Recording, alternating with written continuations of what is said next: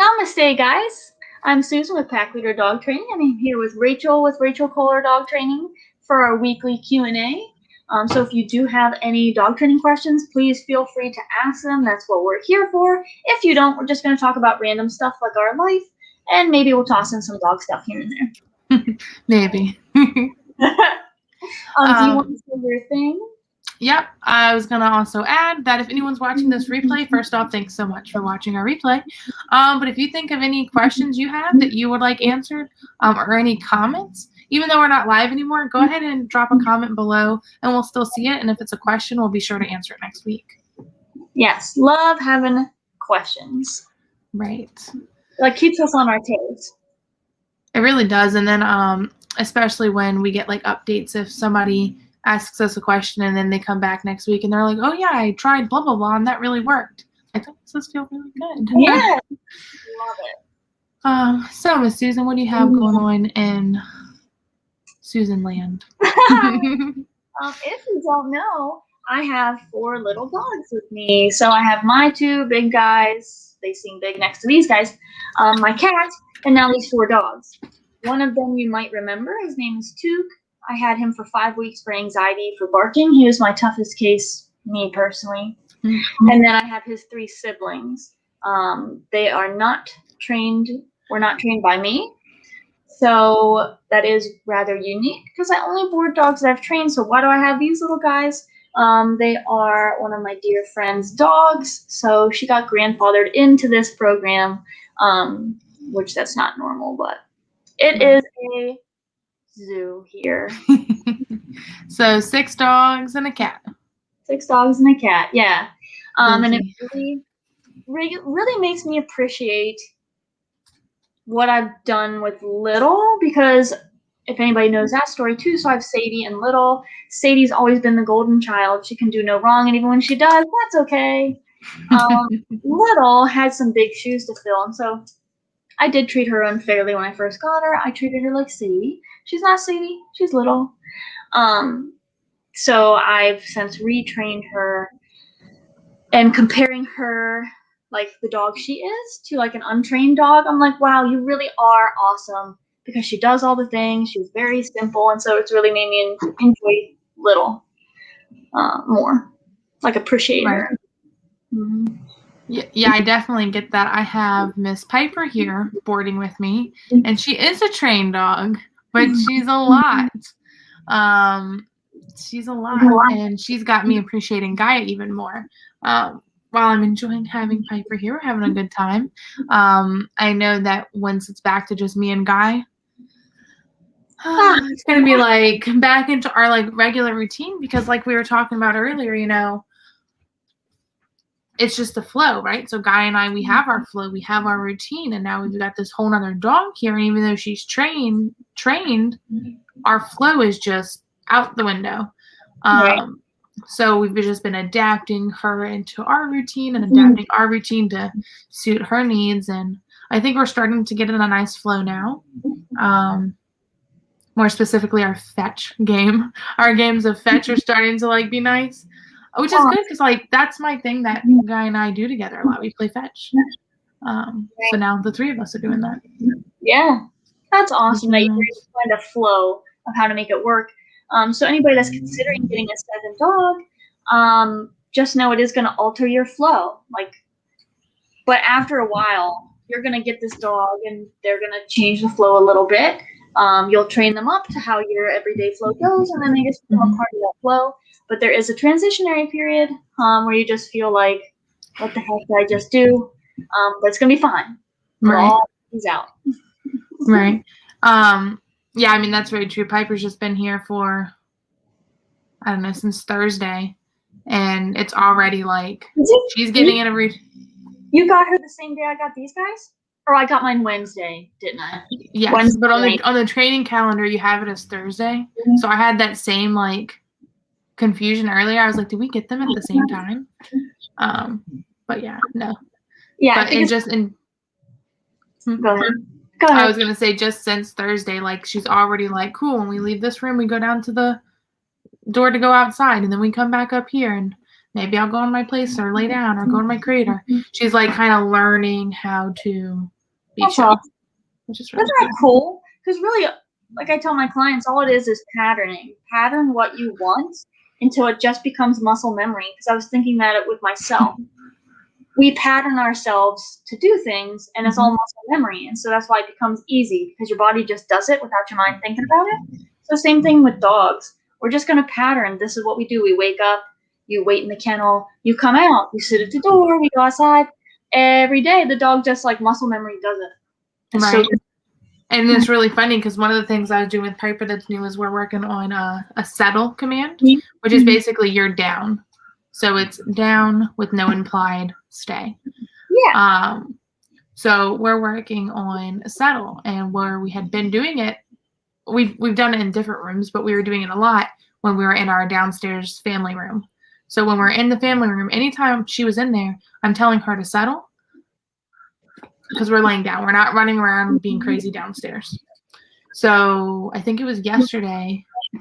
I had both of the dogs. We walked downstairs. Piper took maybe 2 steps into the room and immediately laid down. Like, didn't get into the middle of the room or anything. She's like, cool, this room, laid down. And I was like, wow. Shocked.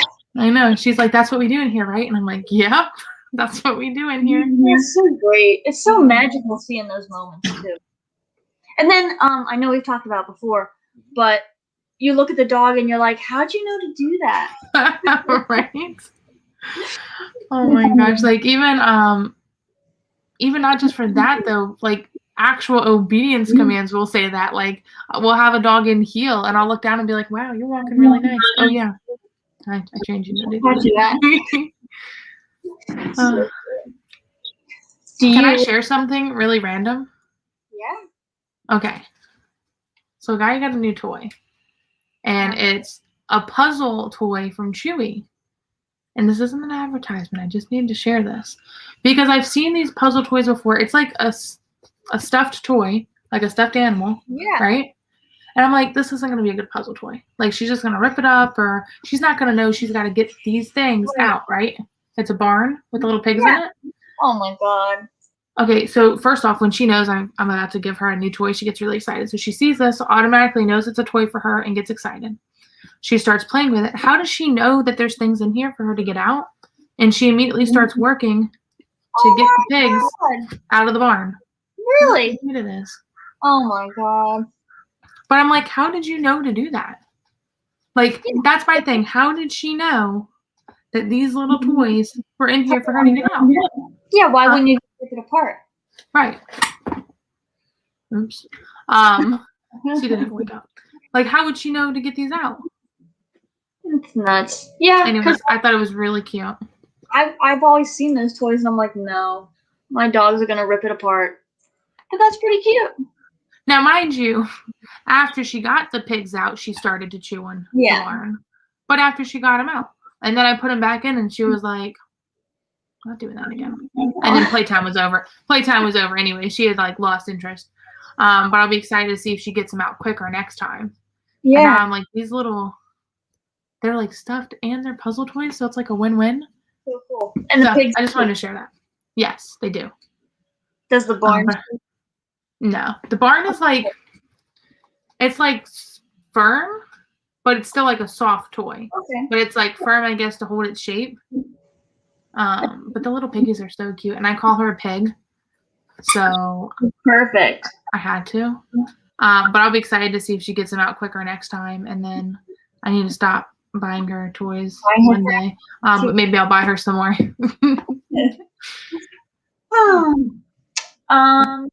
Let's see. Trying to think. So, Rachel, I have a question for you.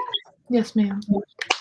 I cannot afford an e-collar, but I do want to start training my dog, right? How far can I get without an e-collar? Susan's a marvelous question. How much work do you want to put in? Okay. So something's going to be better than nothing, right? So if you can afford an e-collar, there is work you can do with your dogs. And it also depends on what you're looking for. Are you looking for your dog to know these 6 commands? Or are you looking for your dog just to be better in your day-to-day life. So I think I'm going on a little side thing here, but like a great example, like you've got 3 dogs in your house who weren't trained by you and aren't there to be trained by you, but you're getting a lot done with them through the consistency. Were we live when we were talking about this or not? I don't No. think so. We were chatting beforehand, but when you do something consistently, when you, what do you say? Make the picture what you want, right? Mm-hmm. So when you create the picture that you want over and over and over and over, whatever that may be, you're going to start to get that into the muscle memory like we were just talking about. So if it's like, I've got this dog who's kind of crazy, I want him just to be better, but I can't really afford an e-collar, you can start patterning these behaviors by putting in the work each day with your dog and not letting them do these unwanted stuff. It's a lot of monitoring and like preventing them from doing things, but then what you want just becomes habit. But to get to where you're actually going with that, were you going to say something? No. I mean, I could. You look like you're about to say something. But then to answer your question, if you're just going to go with leash and prong work, which is, I know what you were asking. So this is the Herm Sprenger prong collar. These are, depending on the day, about $25. So you could go this route and teach your dog the commands on leash with the prong collar. My go-to response is always, though, when you don't have this on, you can't hold your dog accountable. So if you put in the work and you do hundreds and hundreds and hundreds of repetition with your dog on leash, then when they don't have a leash on, they might do some of this stuff. But my concern is always, if not, you can't hold them accountable. And if you want to dive into what kind of dog you have too. So if I had a dog little, like my dog little, not like a little dog, but my dog little, and then Kira would need the tools and need the accountability, because if she can take an inch, she'll take a mile. Little, she's a sensitive wallflower, so if you say no, she's like, sorry about that. And then goes back into command, let's say 90% of the time, which would probably be okay for the general public. A normal dog owner would be cool with 90% reliability on all the commands. But for me, I need the remote on because I'm not okay with 90% listening. I want 99%. But yeah, it depends on your dog too. If you have a crazy nut job of a dog, just using leash and prong will probably just get you leash and prong reliability. So only reliable dogs on leash. But if you have like a more chillish kind of dog that just have a couple of bad things here and there, you could probably make a lot of headway with the prong and the e-collar. Right. And depending on the dog, depends on what exactly you want from them and how much work are you willing to put in. And this kind of is like, what do people say about the prongs and e-collars? They're just shortcuts, or that they're quicker or whatever. So the thing with that is, in this instance, right? So talking about having a dog only on leash and prong, or having a dog on the e-collar as well. If you're only going to do leash and prong, you need to do like 4 times the reps that you would with the e-collar as well before you could trust your dog off leash and an environment with any distractions, right? Depending on the dog, but you're going to need to put a lot more repetitions in before you can start trusting them off leash and doing things with them. Whereas with the e-collar, since it's that invisible leash, we're still doing hundreds of reps. And then we can phase to off leash, and we've got that to back us up. So it's not that these tools are shortcuts or that they're easy, but it's that we can get farther quicker, if that makes sense. Like, we're not going to get to that point and stop working. We continue to work the dogs after, so we can take them farther. So you're working the dogs a lot. In both situations, it takes a lot to train a dog. But with the e-collar, we get to that point and get to keep going, if that makes sense. Yeah. So let's say to get a good recall on a dog with just leash and prong work, outside in your yard with the neighbor like 2 yards over with their dog out, Mhm. I can get that with the e-collar quicker than I can leash and prong, because leash and prong, the dog knows the picture and you slowly change the picture, right? So if you're just in leash and prong work, you have to have the dog on a long line, you're recalling them while there's distractions outside. Then you have to go to the leash dragging of the prong collar, right? Do that. Then let's say you take the leash off, you recall your dog and they're like, no. So now you have to say no, put the leash back on, do another dozens of reps leash on, and then try leash off again. Whereas the e-collar, we can take the leash off and we have that invisible leash, like Rachel said. So I can work you through that picture, not have to really go back a step. Whereas with the leash and prong, you kind of have to back up a step sometimes before you can continue. And sorry, I just had like a light bulb moment go off here. So one comment real quick first. And there's nothing wrong in training. Sometimes we need to take a step back, and there's nothing wrong with that. But I think what it is for me is that rep, though, of recall, other than the fact that it's extremely dangerous for you to recall your dog and them not come back to you, other than that, that right there is what I call a training fail. It was a training fail. I was not set up for success to correct my dog and hold them accountable. So they got a rep in of blowing off recall. And since we're using that as an example, that's my one, well, all of my commands, but recall and out. Recall is one that I tell owners, never recall your dog if you can't hold them accountable. Because I don't want them to have any pictures with you saying their name here and them running away, right? So whereas if your dog was on just wearing their prong collar, had no leash on, and you recall them to you, and they don't come, technically, I guess you can say no, walk over there, hook the leash on, and correct them. But if that's not the case, if it's, well, that was a fail, later we have to step back and do all those recall reps again. This right here was a training fail. We didn't get to hold our dogs accountable, and they got a picture blowing us off and maybe running over to the neighbor's house to play with their dog. Whereas if the e-collar was on, no pressure. So no, there's consequence, whether that be NCS, hey, I'll help you turn this off, or correctional, hey, you need a recall for me. But in that picture right there, that was a training win, right? Because we got to have that conversation right then and right there that you can't ignore my recall. Right. Right. And is training win, training fail, is that what she in Rhode Island used to say? Like, I can't remember. I don't remember.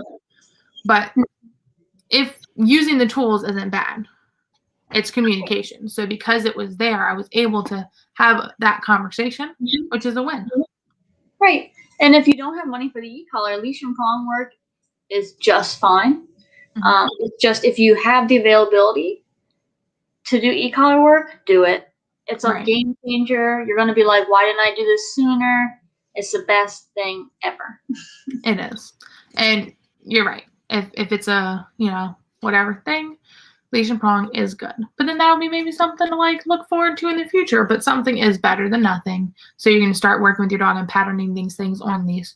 Just being really mindful and have safety in mind when your dog's off leash if they're in a non-fenced-in area.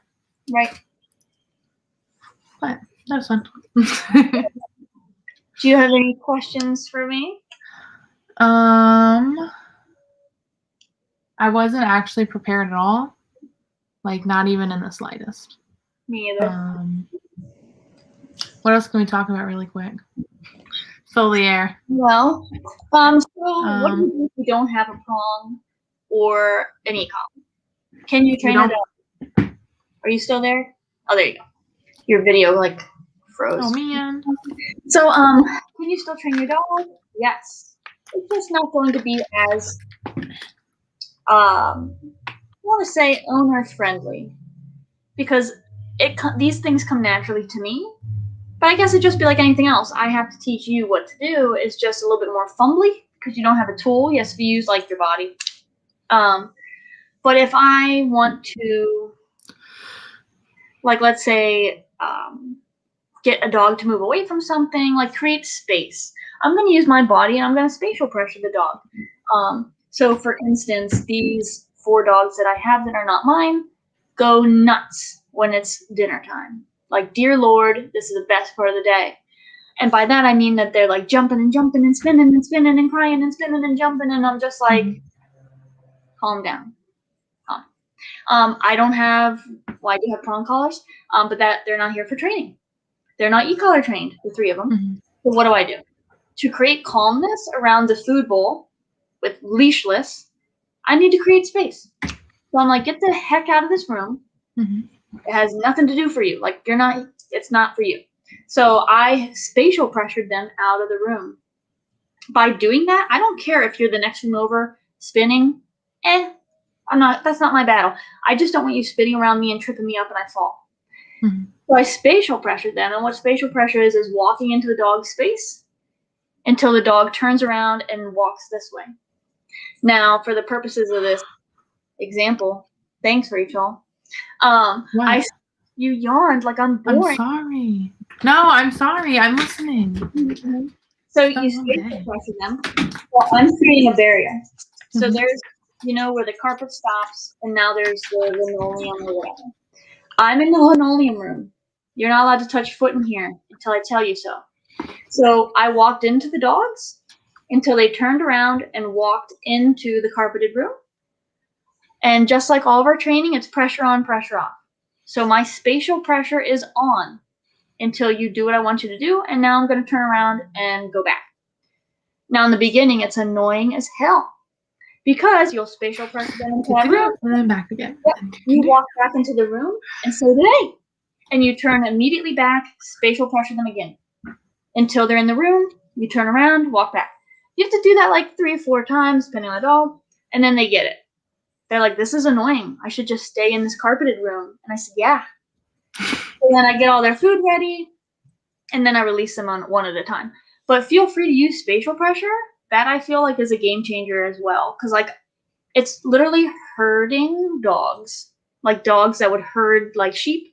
You're herding the dog. So it's like, right. I'm going to use my body to get you over there. Okay, cool. But it's a really cool technique, spatial pressure. Yeah, I like it. What you're doing with them for mealtime is really awesome. I like that a lot. Yes. 2 fingers first. Yeah. Going way back to the beginning of that.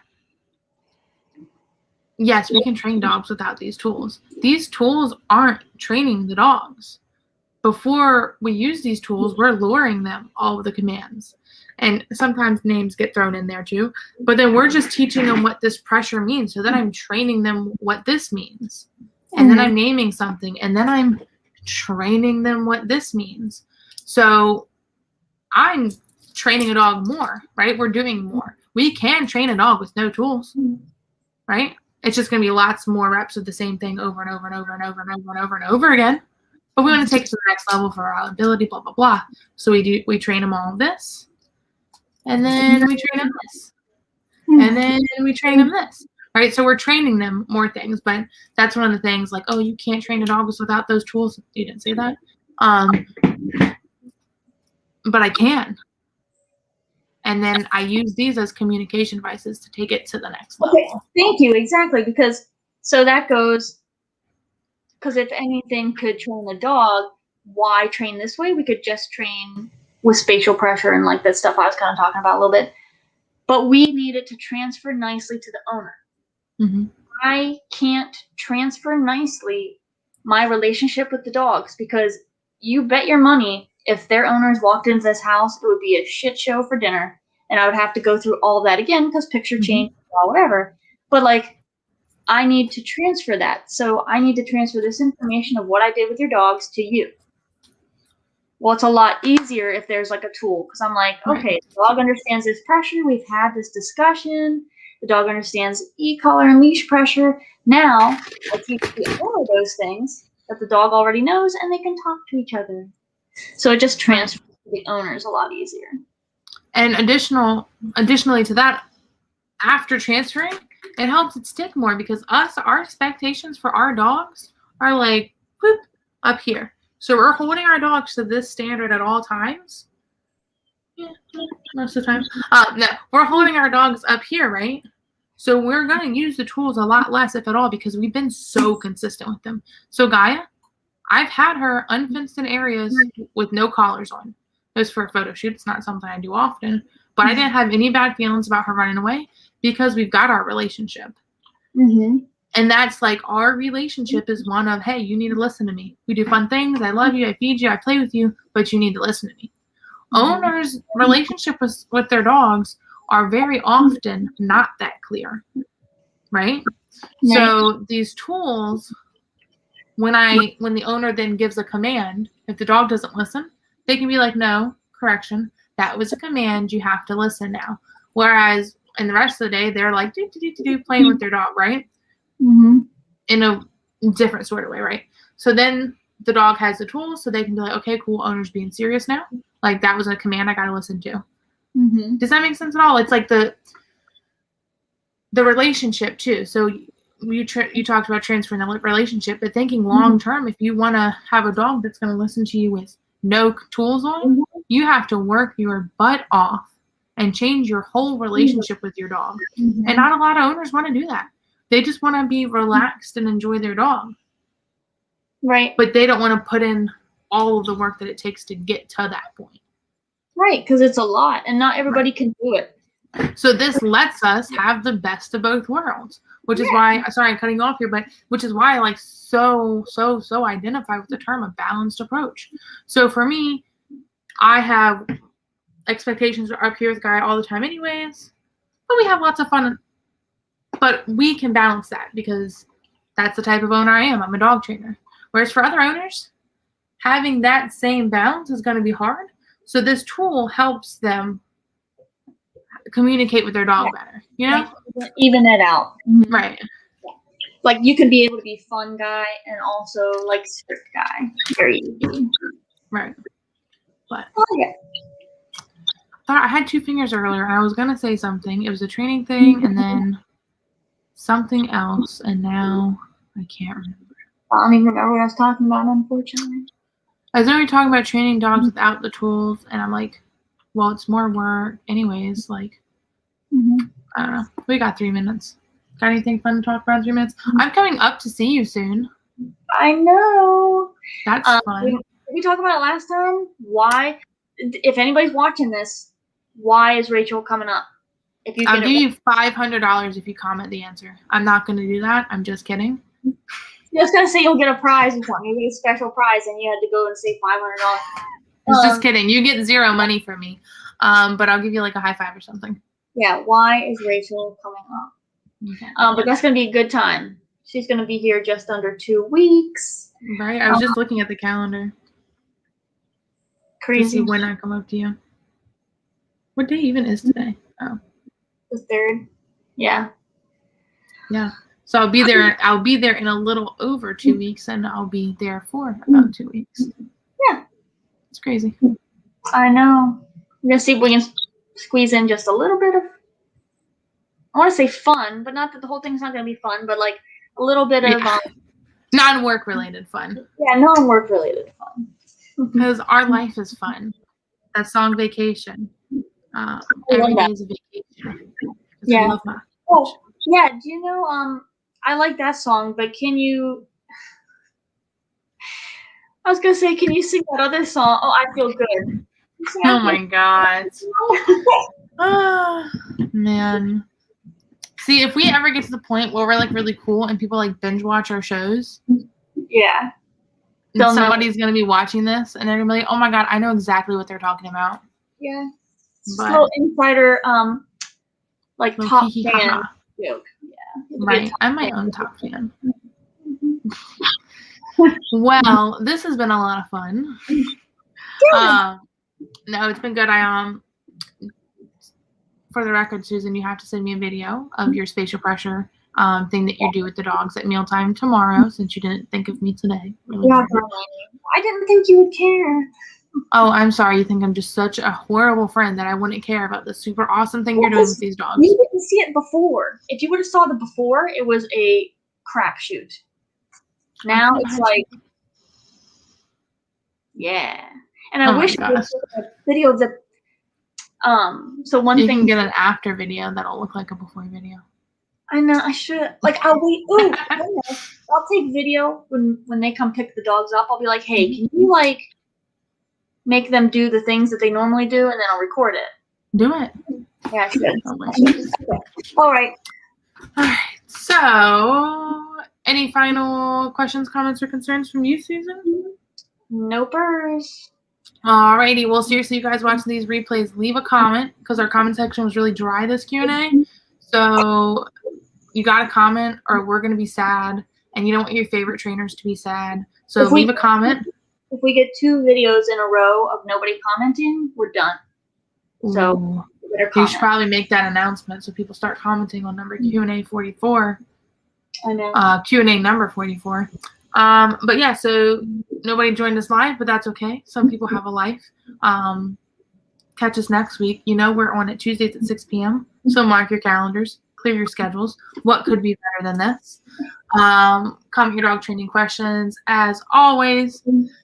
You can follow us on Facebook, Instagram, and YouTube at Pack Leader Dog and Rachel Kohler Dog Training. Happy training. Night.